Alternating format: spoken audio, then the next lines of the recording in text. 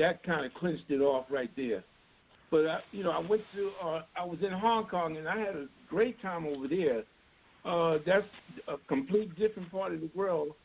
We on basically on the other side of the globe, because that was like a 15, 20-hour ride. And so when we got there, it reminded me of New York, because it's real busy over there in Hong Kong, especially in the downtown area.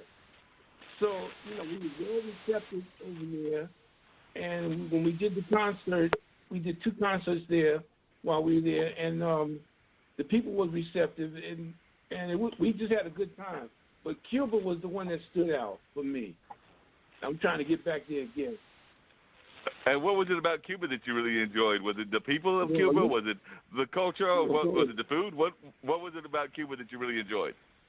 Well, Cuba, to me, for most percussionists, Cuba is a drum country. That's, these guys, that's what they do. They live on the drum 24/7 over there.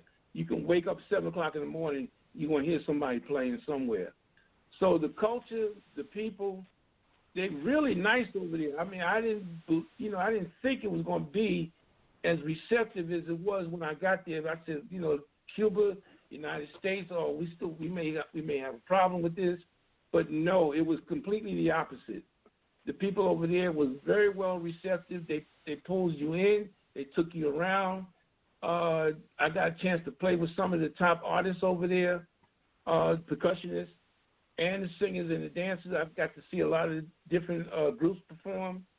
So, Cuba just stood right on out for me, because it's all about the drum and percussion over there. Oh, yeah, definitely. And you're talking about how you were tired of New York and you're a native of New York. Do you ever think that you want to go back to New York, or you're kind of like my business partner on this venture, Dean, who, as soon as he retires from corrections in New Jersey, has already told me he's heading back, I think he said to Virginia. Is it Virginia you're heading back to, Dean? No, man. You know what? I don't know where I'm going.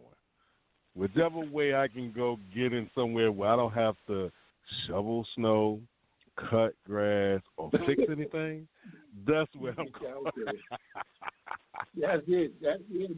No, I'm not going back to New York to live. Now, I'll go back to visit, but to live, that's not going to happen, man. The cost of living up there is ridiculous.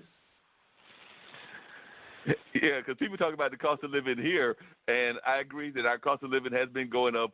Of course, there are people like Monica Burns that are trying to do things to help our art community by going in front of the city council and put together this budget to try to help artists get paid, because it's hard to make a living and, afford even the rents here in North Carolina, in Durham and Chapel Hill. But I imagine in New York, the people in New York are looking at us like that's nothing compared to what we're paying. So, like I said, we're complaining about people paying $1,400, $1,700. And I understand up there's some apartments that are shotgun apartments that are going for like about $2,000 to $3,000. Easy. That's for one bedroom. It's not an efficiency. You're gonna pay at least $1,500 minimum, and that depends on the neighborhood you're in. It's gonna cost you up here. So no, I'm not going back. I've been down here 26 years. There ain't no sense in me going back up there now. So I'll be a foreigner up there.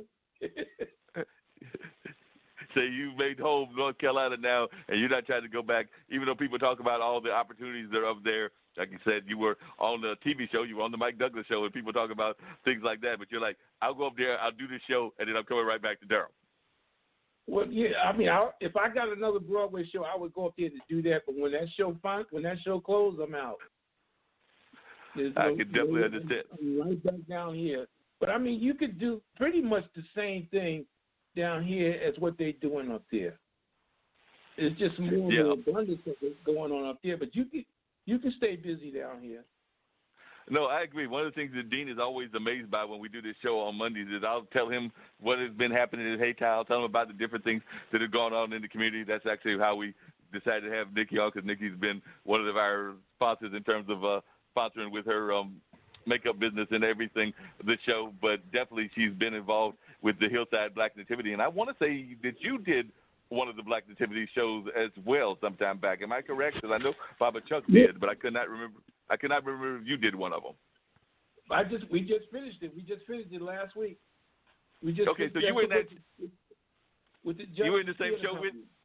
Right, you were in the same show. Oh, that's right. Justice did one at the same time that Mr. Tab was doing his. So Justice was doing theirs in Raleigh. So there was actually two versions of Black Nativity going on, Nikki. So there was the one going on in Durham and Hillside, and Justice was doing theirs where? At NC State in Raleigh at the Stewart Theater. So Nikki, I don't know if you heard it. I'm sorry. What did you say, Mark? I'm sorry. What did you say? I was saying that there were two versions of Black Nativity going on. Bradley was actually in the other one. So while you were coming from Raleigh to do the one at Hillside, there was actually one. Yes, I did hear about the one in Raleigh. Isn't it amazing? I'm in Durham and there's one in Raleigh, and I live in Raleigh. But I guess it just was meant to be that way. Yeah, like I said, we just finished doing that one. When did we close? Last week, right? Yeah. Yeah, on the 17th. Yeah, we just finished it last week. So how many years has it been in Raleigh? Because I guess I should have known, but how many years has it been going on? Oh, it's been going on, wow, for at least 9 of those years. Okay. Yeah, 9. Oh, wow. Yeah, I've been in Raleigh for years, and I should have known about that, but Yeah. Wow. Yeah, 9 years. I just finished the 5th year of it, and so they've been going on for 9 years. So it sounds like we had two people commuting on the opposite ends of the highway, because Bradley was going from Durham, because you're staying in Durham, Bradley, to Raleigh to do the production, and you were coming from Raleigh to Durham to do the production. That's right. Look at that. We should have switched up here on that one. That's right. You had to switch orders. So Bradley could have done your side, and you could have done Justice Theater. Yeah, I'm going to give Wendell a call and say, hey, man, what you got going on over there? Yeah, because next year will be their 14th year, and he's already planning for it already, because I know that in conversations with him, he said he's already planning for it. So you definitely have to get in touch with him about that. Oh, and, you got to plan a year in advance. That's with anything, because like I said, you've been involved with, I know y'all planned Kwanzaa at least a year in advance, because it'll kick off on Thursday with the one here at Hayti, which will start at around 1 and go till 9. But, yeah, as soon as that last one is done with Baba Chuck, or with Baba Chuck's African American Dance Ensemble, because Baba Chuck is passed on, but as soon as that's done on January 1st, folks will start planning probably, January 2nd? Pretty much. That's what he used to do. He used to plan his stuff the day after. Wow. Yeah, because he would either get ready for, Dance Africa, which was coming up right after that, and he had like 2 or 3 Dance Africas that he was working on. So Chuck would always plan a year in advance, no matter what he was doing. Wow. That's just amazing what he could do with that kind of work and everything. And you mentioned Dance Africa. You've done that for a number of times. I know that you're friends with Carol, and Carol has been involved with it for a number of years as well. So are you still involved with Dance Africa also? No, I hadn't done Dance Africa in a while. The last one that I actually performed in was in 1997. And then so I hadn't done it no more since then. But I always keep in touch with this being performed up there. I always talk to, Abdel or the drummers to see who's playing.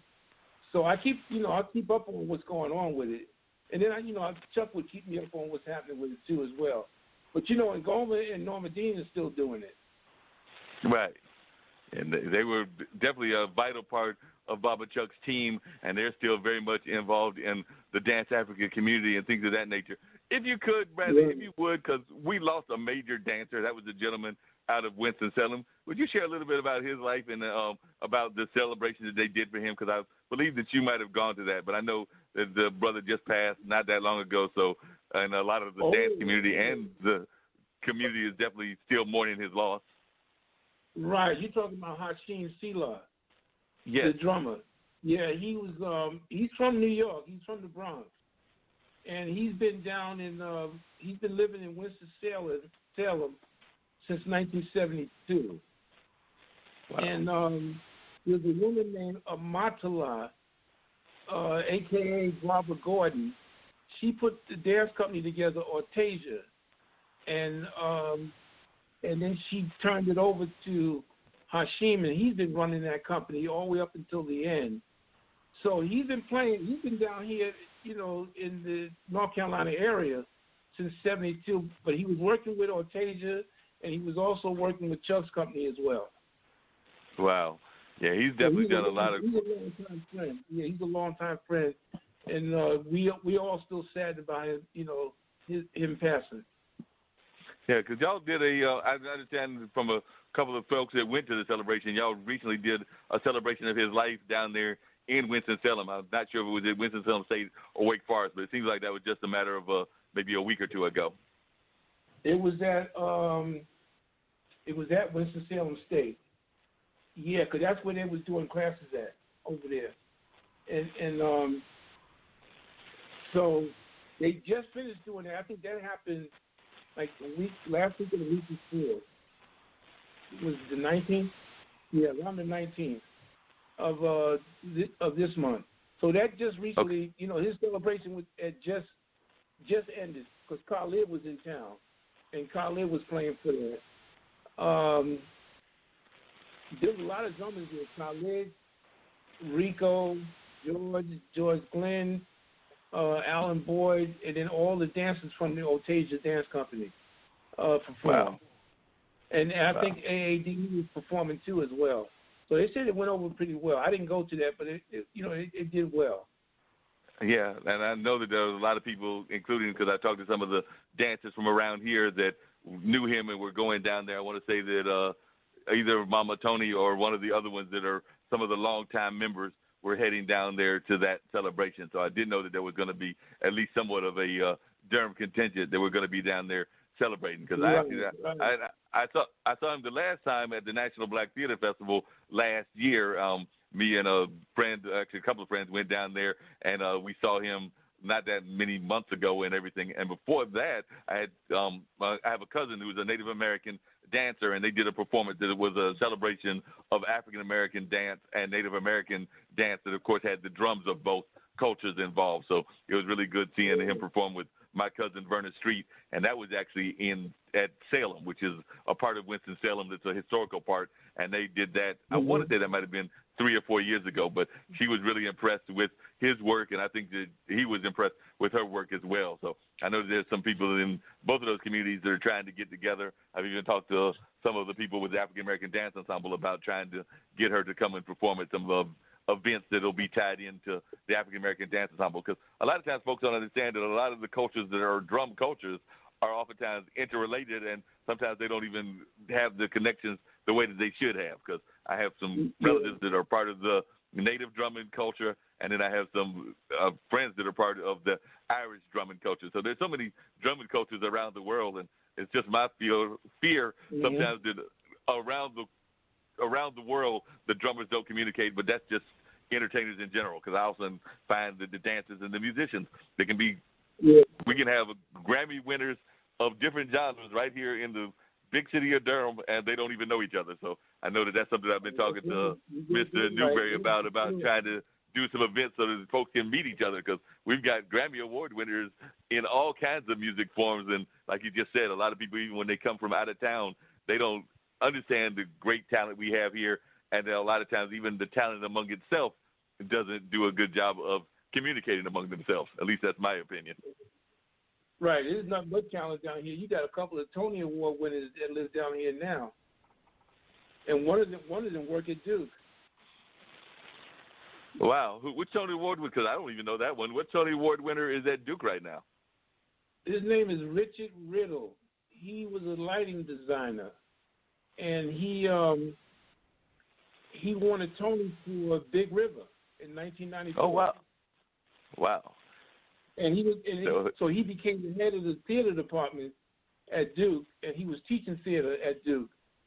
He still works there, but he's working in the president's office now. But before he came down here, that's what he did. He was a light designer. Wow.